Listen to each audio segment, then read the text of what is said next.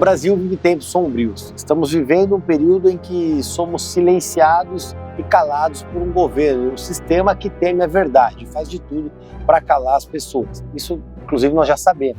O maior exemplo disso é a quantidade de presos políticos que nós temos no Brasil, somente perdendo para a Venezuela. São os presos do dia 8 de janeiro.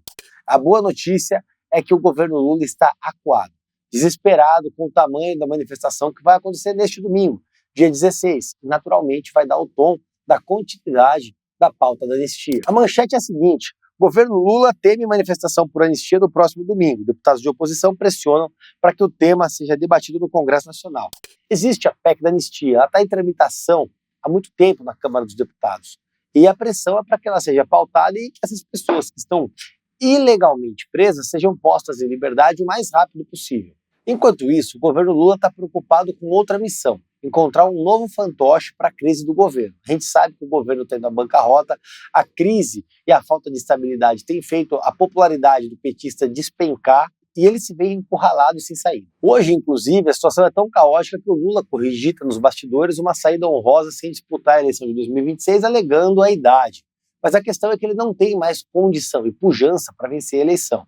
Os escolhidos da vez são Gleisi Hoffmann e Alexandre Padilha, que podem ser os sucessores do Lula na disputa presidencial e na iminente derrota. O interessante é que a Gleisi já começa a ser vista como a nova Dilma, e por outro lado, o Padilha é o novo Haddad, ou seja, dois inaptos, incompetentes, sem capacidade de construir uma frase e que com certeza perderão a eleição. A matéria do antagonista é perfeita: o Lula está em busca de um novo poste, tal qual o Haddad foi aqui em São Paulo. E a questão é a seguinte: um governo que apoia abertamente as prisões ilegais de pessoas por se manifestarem no dia 8 de janeiro simplesmente não tem condição de presidir e de ganhar uma eleição no país. Mas o medo do Lula não se restringe às ruas, ele se espalha em todo o Congresso Nacional, em toda Brasília, em todo o establishment, uma vez que o crescimento conservador é uma grande ameaça ao PT. Um dos maiores absurdos feitos pela simbiose STF-PT é a perseguição completamente injusta ao Eduardo Bolsonaro, que tem cumprido com primazia seu papel e construindo alianças internacionais pela liberdade do país.